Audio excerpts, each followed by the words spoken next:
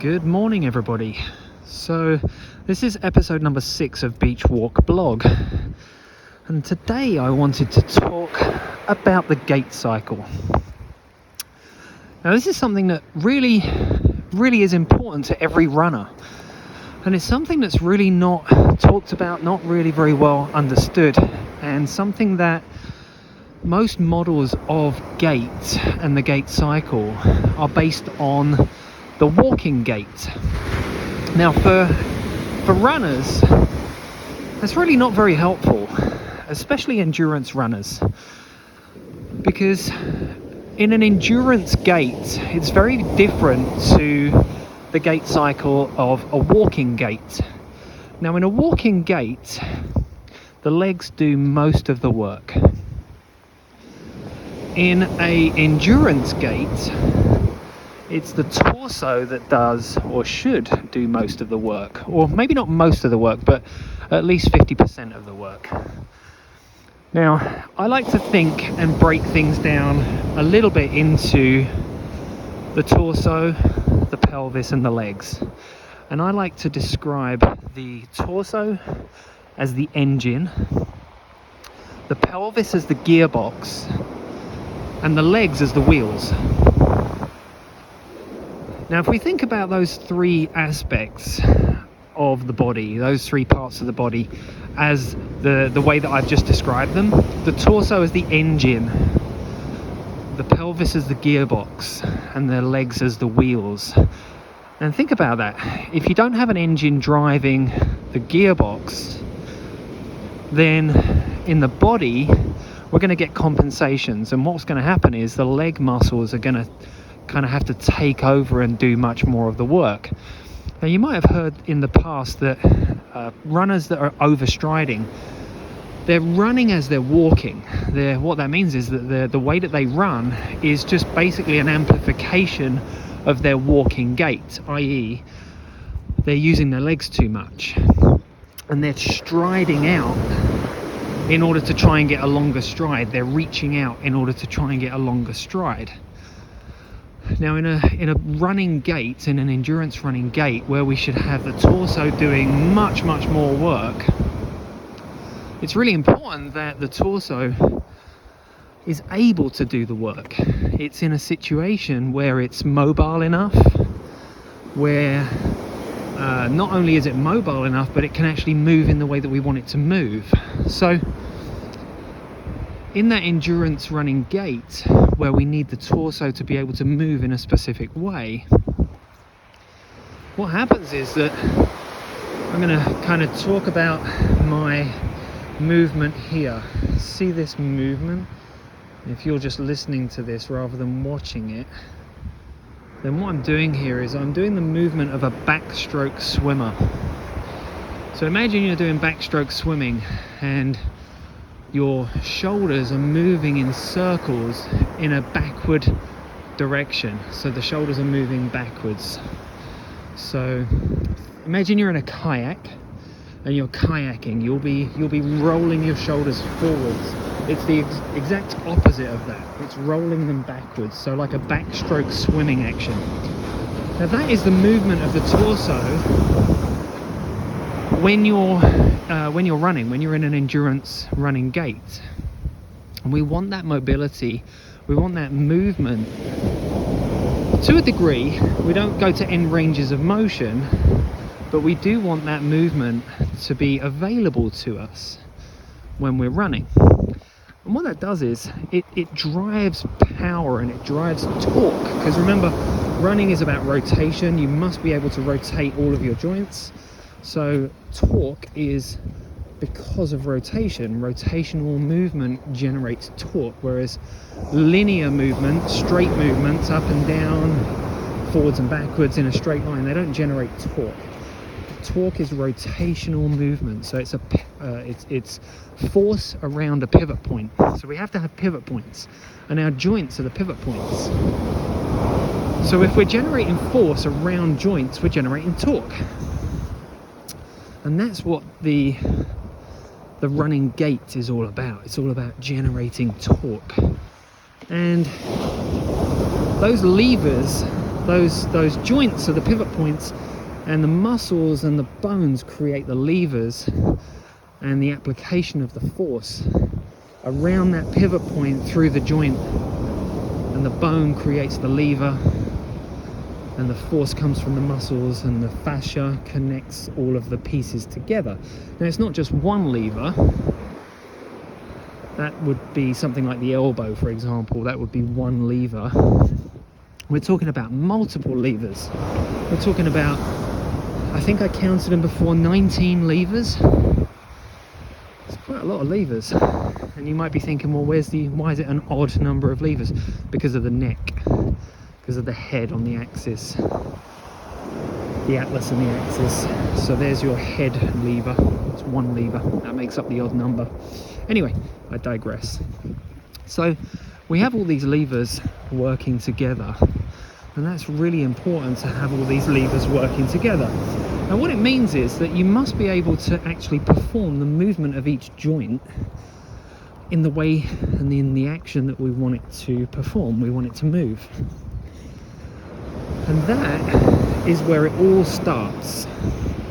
So if you have a joint that's supposed to move in a particular direction, in a particular way at a particular time, and it doesn't move in a particular way at a particular time through your gait cycle, it's going to upset the rest of the gait cycle.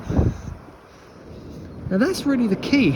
And when I've posted pictures of somebody running with their foot flicking out, or with their hip dropping, or with their arm going out way out to the side, with their arm going way out in front, these are movements that are not desirable movements in an endurance running gait, or even in any running gait, or even in any gait, period. These are movements that are not desirable movements to have, and they will create compensations, and they will generate torques that we don't want. Now, when people say to me, oh, well, all movement is good movement, right? And I go, not really. Not as far as running is concerned, and as far as these torques are concerned. Because we want to be able to generate the right force in the right place at the right time. And we talked about that a little bit with strength training, blog number 5, part 2. And part 1, we talked about generating the right force in the right place at the right time.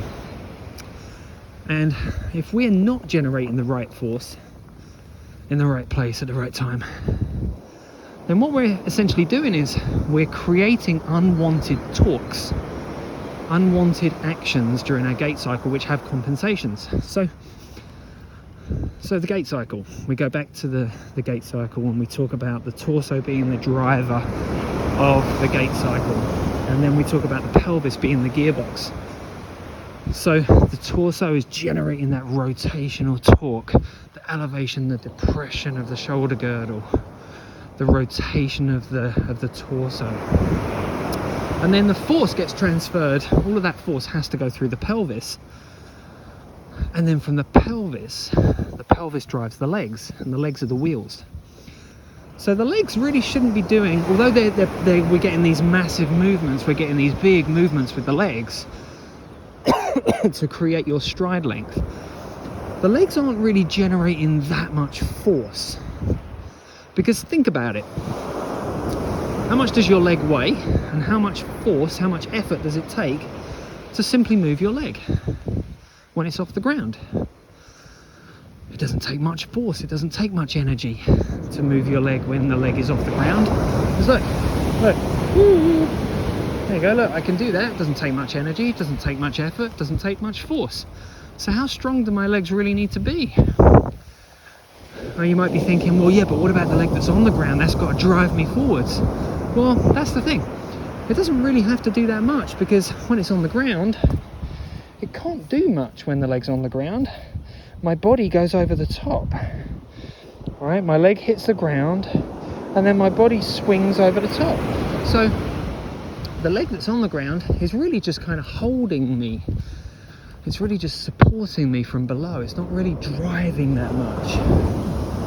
Okay, it's driving a little bit, which is why I said that the torso is doing 50% of the work, and the legs are doing 50% of the work.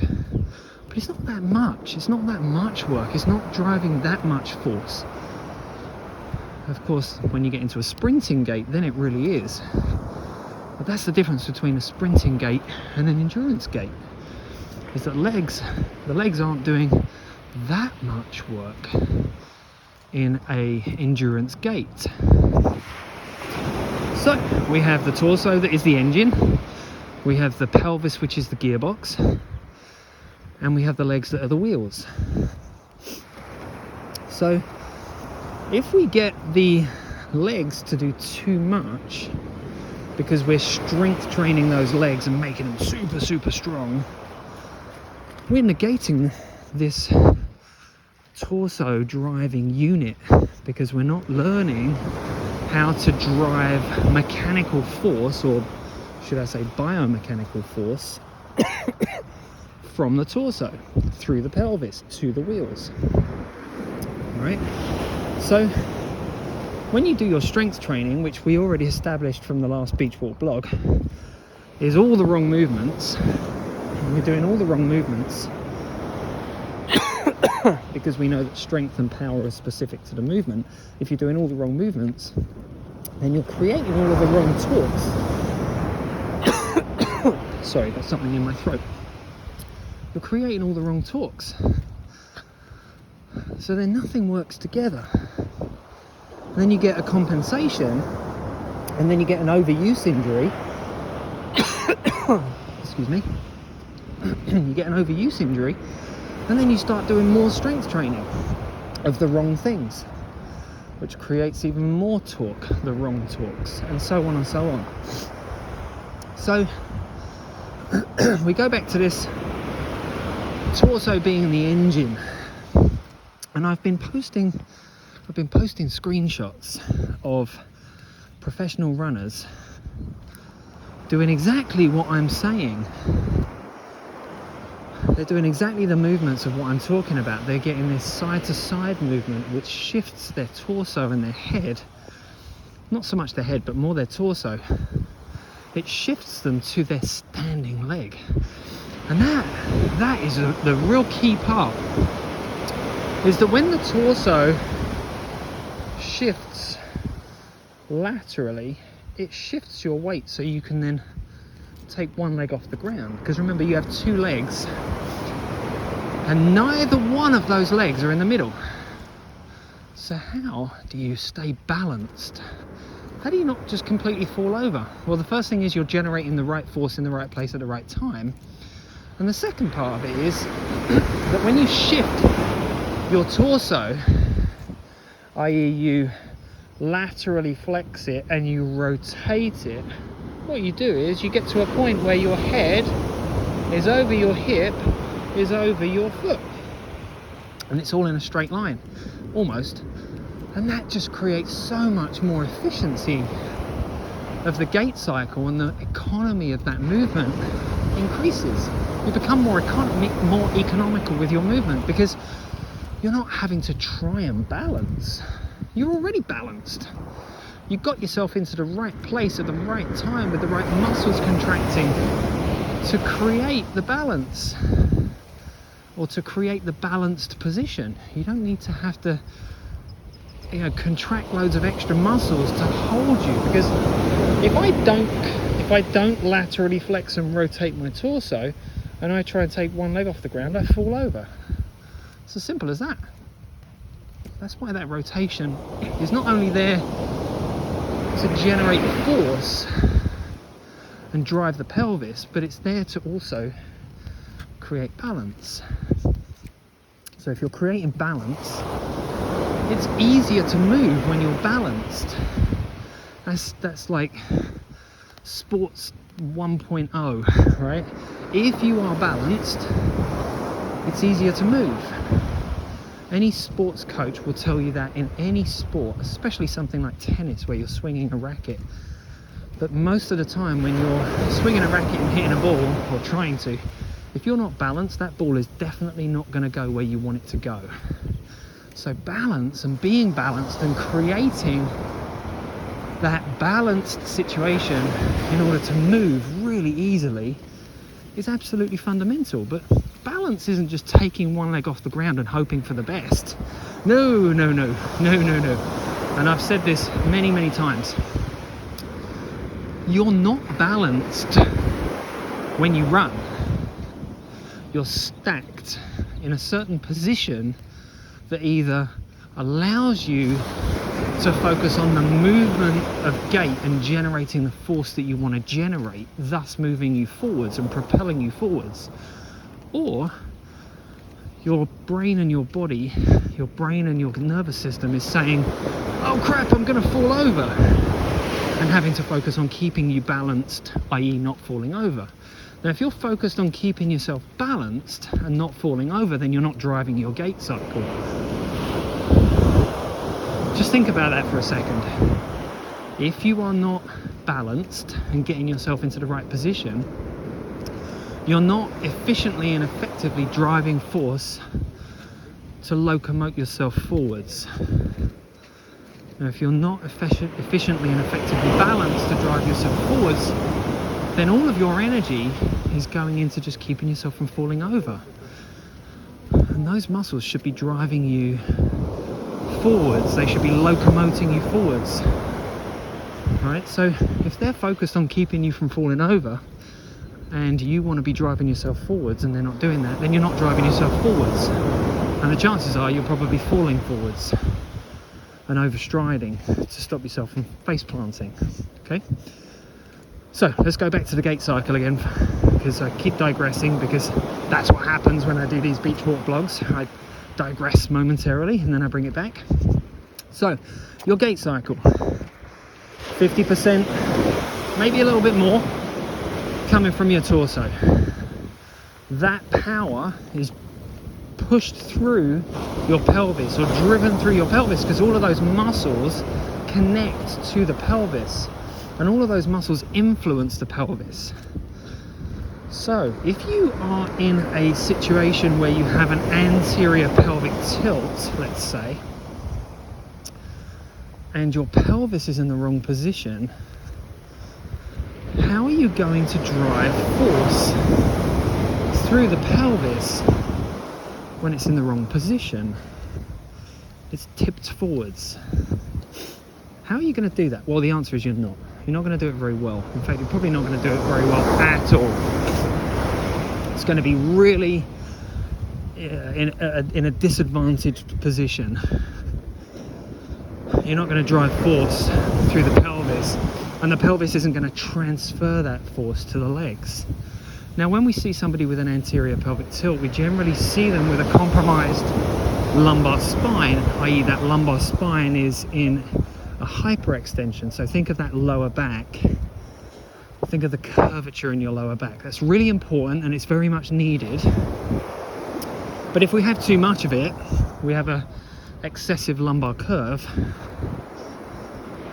then we can't drive force through the pelvis, because that lumbar curve is a massive part of the equation of gait. And having an excessive lumbar curve does two things. It does three things, actually.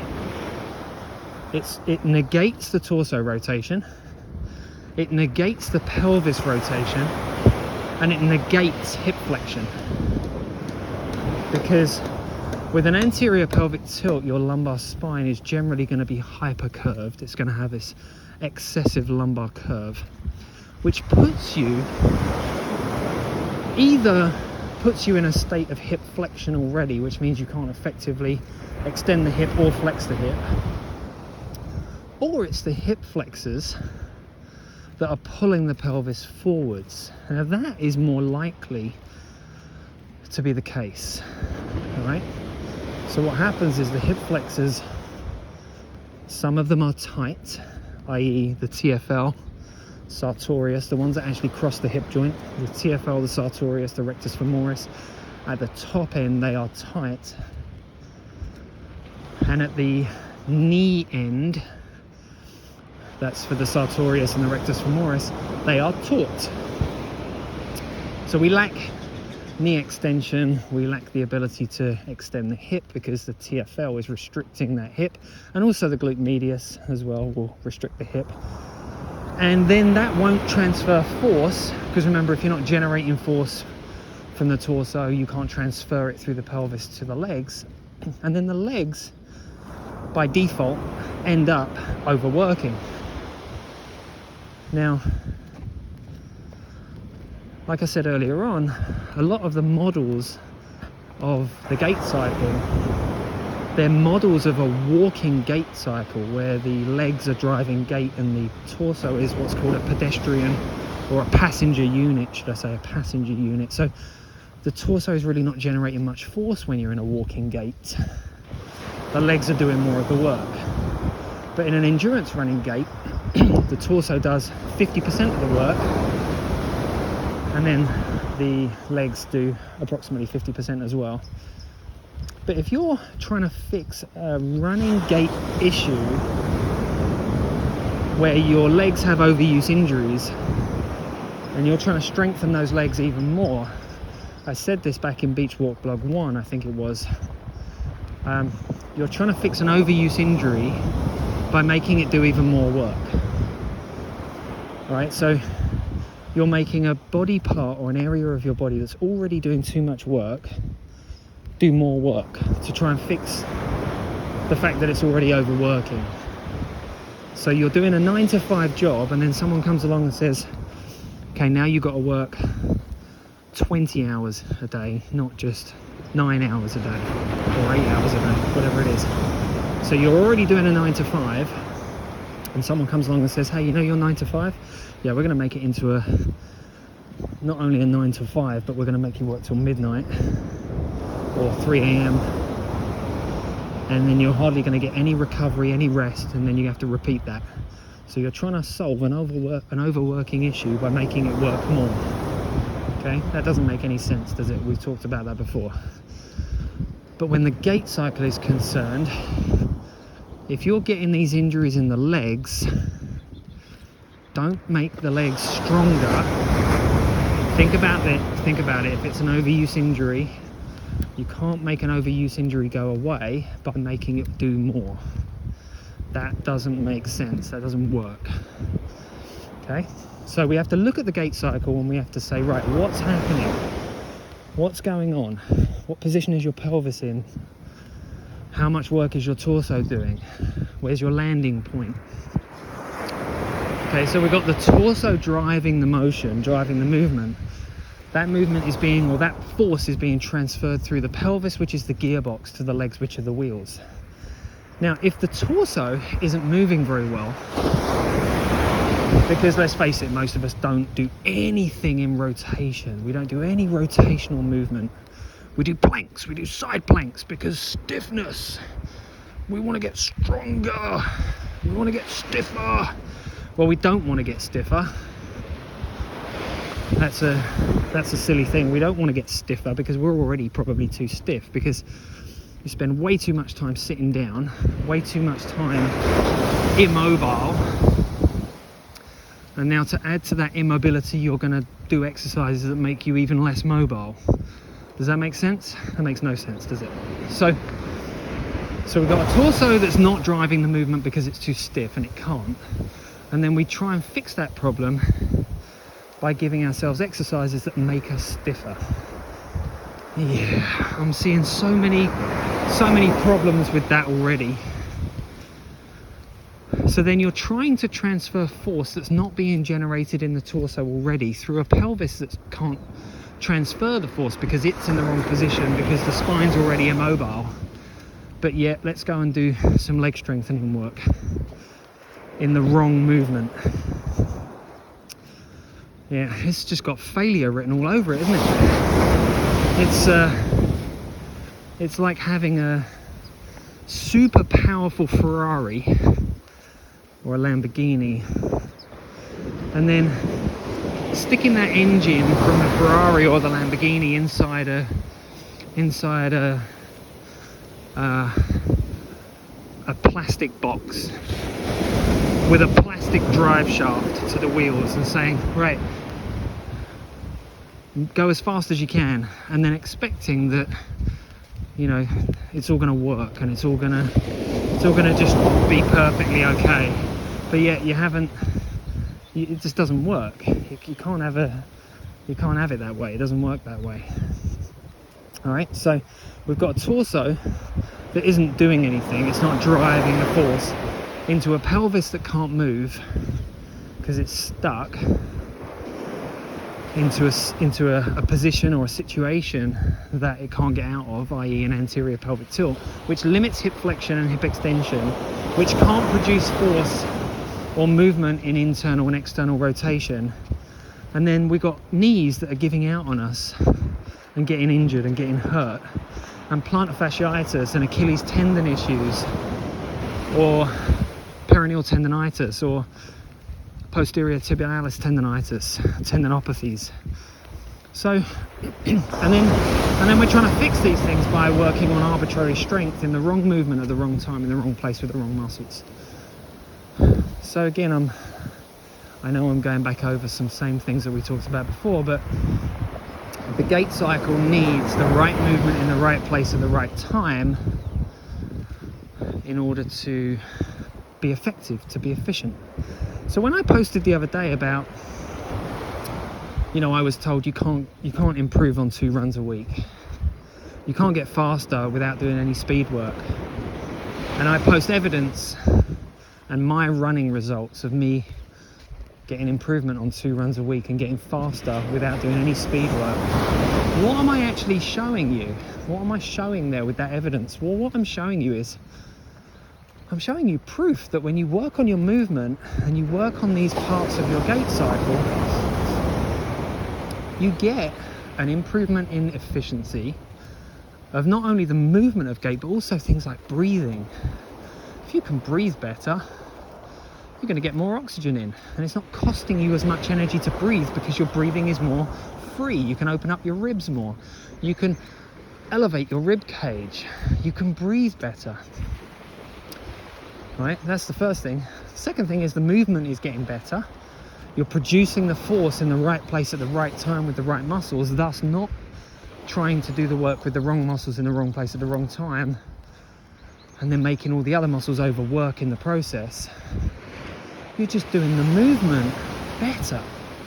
It's just a much better movement that you're producing, right? So yeah, you can improve on 2 runs a week because you've improved your gait cycle. You've improved everything about your gait cycle because what you've been doing is you've been understanding that the torso is the engine, the pelvis is the gearbox, and the legs are the wheels. And that on a car, wheels don't produce much force. In fact, they have momentum, of course. That's a whole nother ball game. And of course the body's a little bit different from a car. Of course.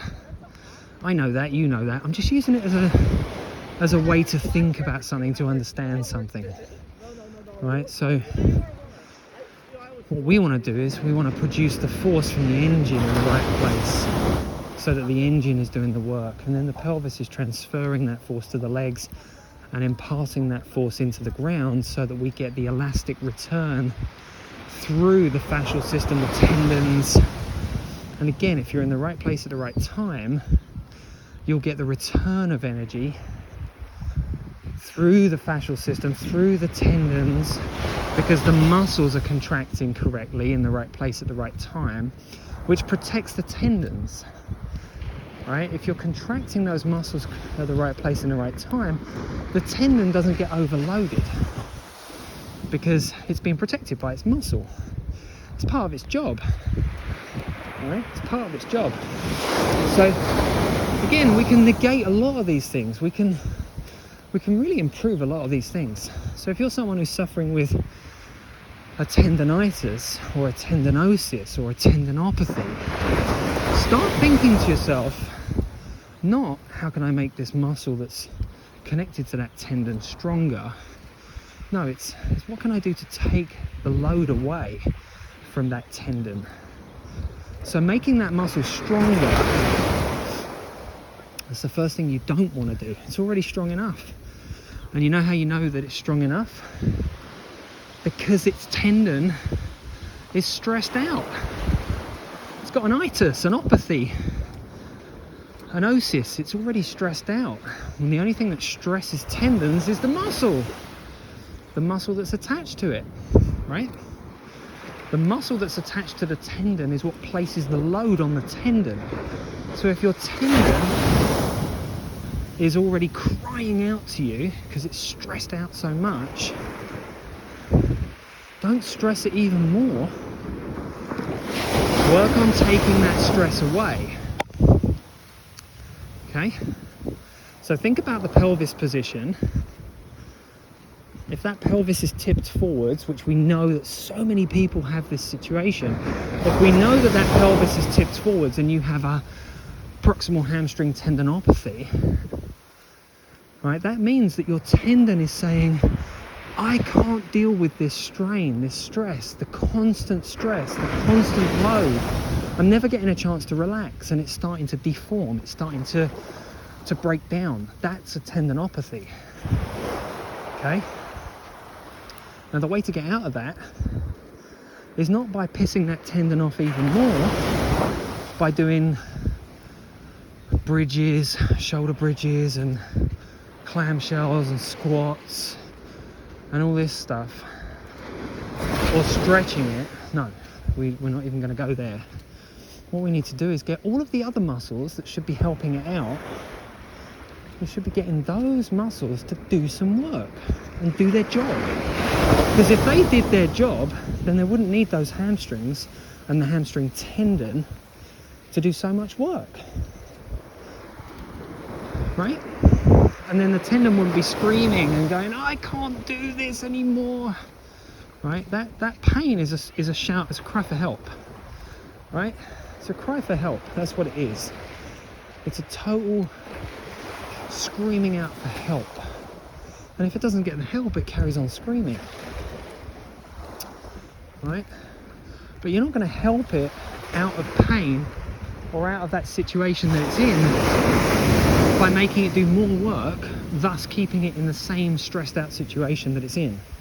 Right? So every time you run, you're stressing it out even more because the pelvis is in the wrong position.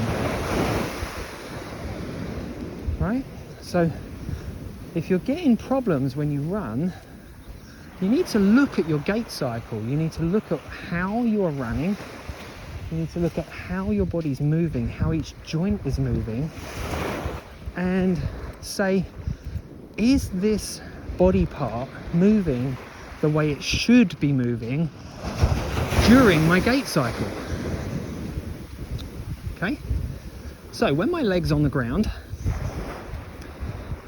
when my right leg hits the ground, my right leg hits the ground and my pelvis should rotate clockwise around or on top of my pelvis, kind of like a swinging door.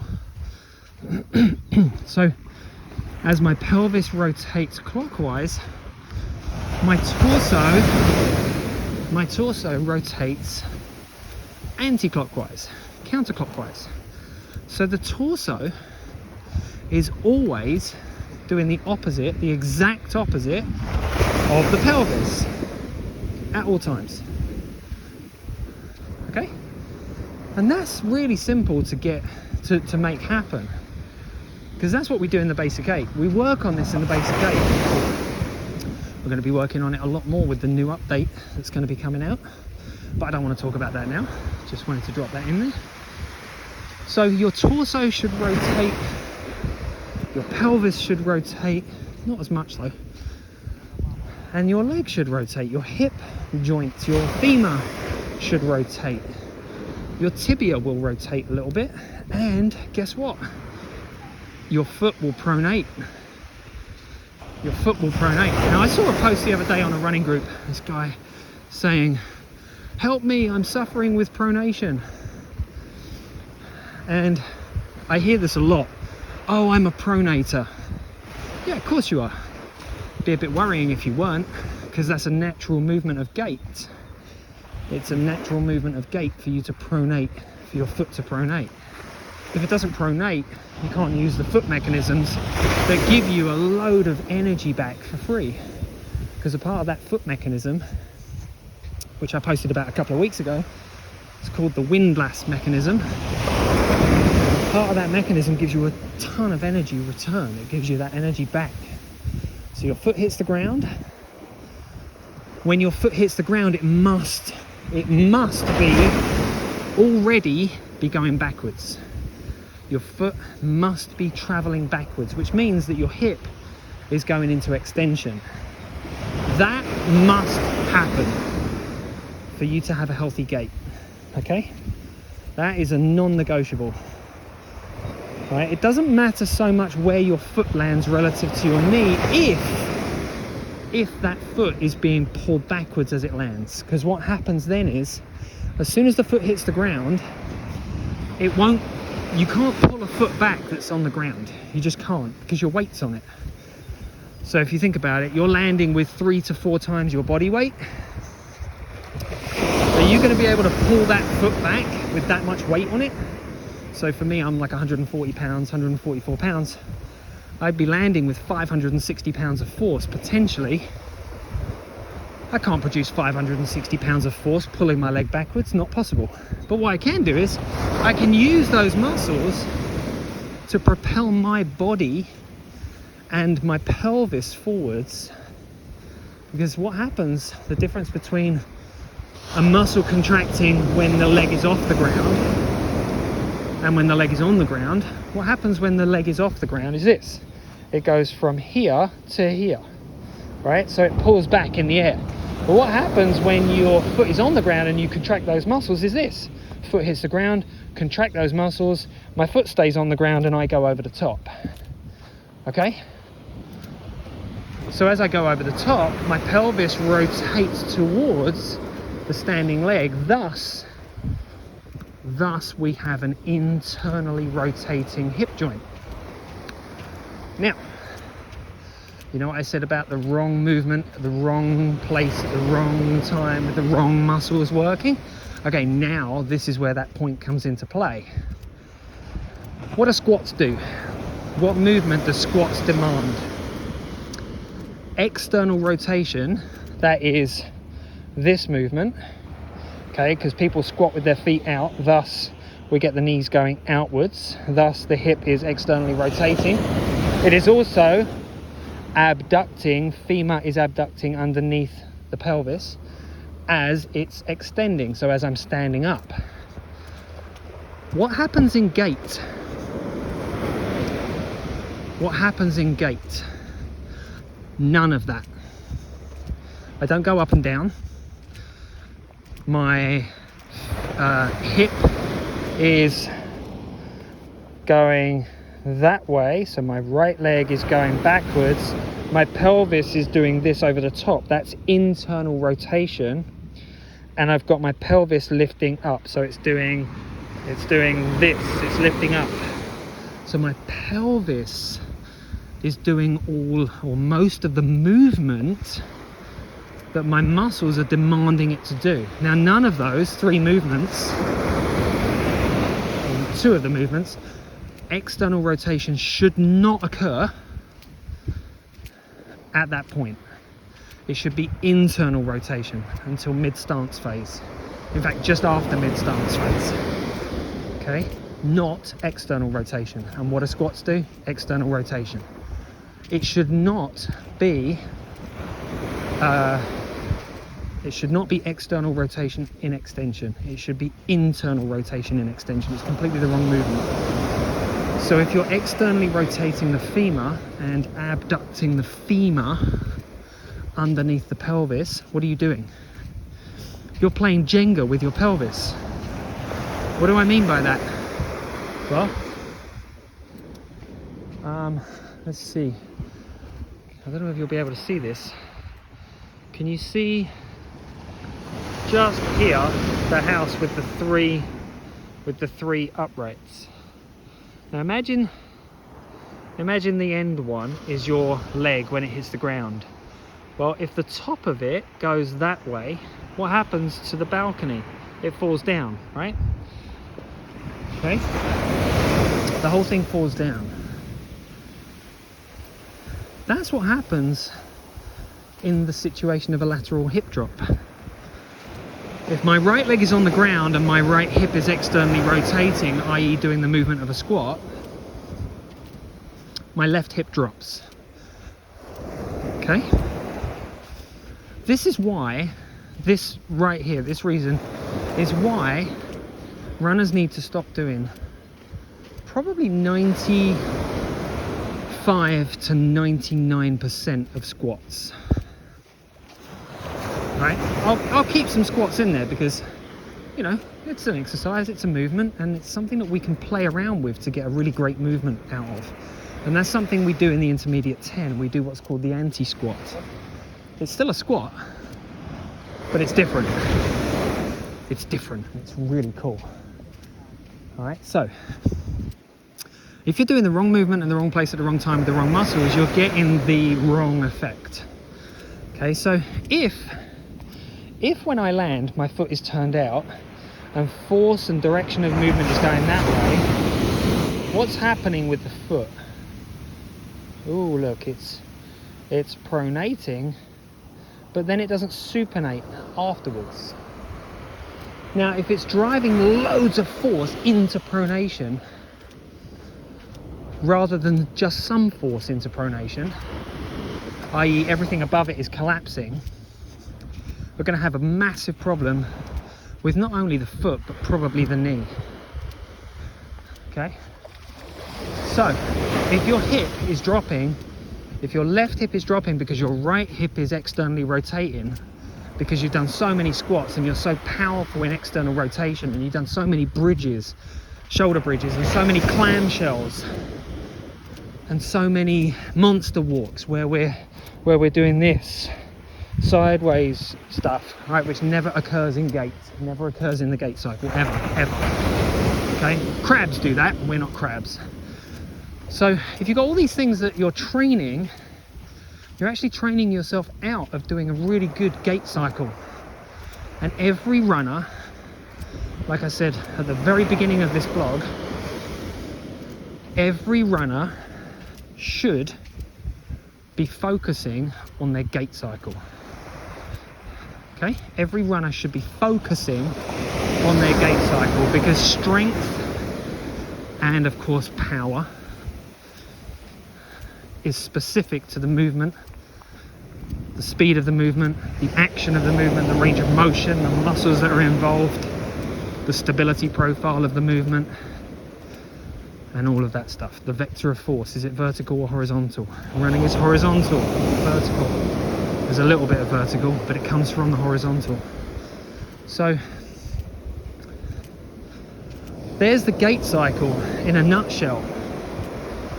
Your torso is the engine, the pelvis is the gearbox, and the legs are the wheels.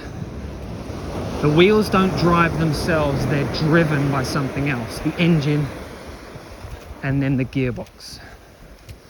Okay, so the first thing we need to do is we need to get the spine and the movements of the torso doing their job. We need to get the pelvis to do its job, and then your legs can do their job, which is actually quite a simple job. All they got to do is hit the ground and then support you. They do it anyway. They're just not doing it very well because, oh look, here's some footprints where the feet are pointing outwards. Oh look, can you see those? Dun, dun, dun, dun, dun, dun, dun, dun, dun. This is how I walk when I walk with my feet turned out. Right? That's not going to end well for a runner. Okay? So these are things with the Gait cycle that we need to work on. So we break it all down. How does the runner's rehab and the basic Gait fit into this? Well, I'll tell you. We break it down into its little pieces. So it's almost like teaching a dance routine. You've got to learn the individual movements of the dance routine to put it together into a dance routine. So what you do with a dance routine is you say, right, here's 4 movements. Learn those 4 movements in sequence and then put them together. And then we add on another 4. And then we put all 8 together. And then once we've got all 8, we add on 4 more, and then we've got 12.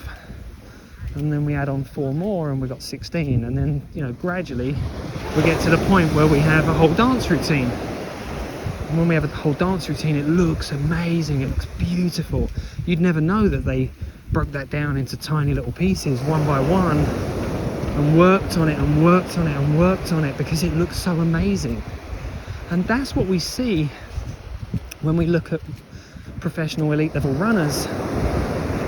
We see this beautiful, smooth, fluid movement in front of our eyes, and it's amazing. And then we go and do squats to apparently try and make that all work better. Like, no, I can't even begin to emphasize how much that doesn't work. And there is research that I've shared and posted, and it will be in the new book as well, about how you cannot fix your gait cycle with squats. And you can't, you know, someone's going to say, oh yeah, but single leg squats, see, they're on one leg. No, the research shows that that doesn't work. You can't fix your gait cycle by doing squats, ever. It doesn't work. It's the wrong movements, like I keep saying. The right movement, the right place, the right time, with the right muscles in the right direction, with the right range of motion, from the right place. And making it all coordinate together so that we don't get these unwanted torques as we run. Okay? So there's the gait cycle in a nutshell, and how the Sling Method works on all these things. We break it down and then we build it back up again correctly. There's the key. Okay, so if you're going in to see a physical therapist, I'm going to end on this note. If you're going in to see a physical therapist and they get you doing clamshells, monster walks, squats, deadlifts, and all of this stuff, they're not fixing the problem. They're not getting to the cause of the problem. They're just trying to make you arbitrarily stronger in movements that don't ever happen in your gait cycle. They're trying to make you stronger just because strength makes you feel good. Yeah, I can lift more, I'm stronger. Yeah, but you're still injured and you still can't run. So how's that working? It's not. That's the problem. All right, strength is specific. So don't try and make it not specific, because you can't. All right. So I'm going to end this on that note. Okay. The runner's rehab and the basic 8 is working on your gait cycle. The intermediate 10 is making that multiple gait cycles. It's working on the torso movement, the shoulder girdle movement, and incorporating that into the movement of your gait. Everything else, so the rotational torque training, just allows you to do more multiple lever movements, multiple lever stability movements as well, whilst still respecting the kinetics, the forces of the gait cycle. The rotational torque training is like resistance training for runners. Centrifugal force training, that's where we use the Indian clubs. That's speeding up certain movements, and part of the gait cycle is centrifugal. In fact, all of the gait cycle, all of it is centrifugal and centripetal force, because rotational torque, or should I just say torque, creates centrifugal force. It creates outward forces. All right, and now the only way that you can stop that from controlling your movement, i.e. overstriding, is to create centripetal force, inward forces against those. So you have to generate or be aware of the force to then be able to work against it and generate the reverse force. So that's what the centrifugal force training does. It creates centrifugal force so that you then have to create centripetal force. Whoa.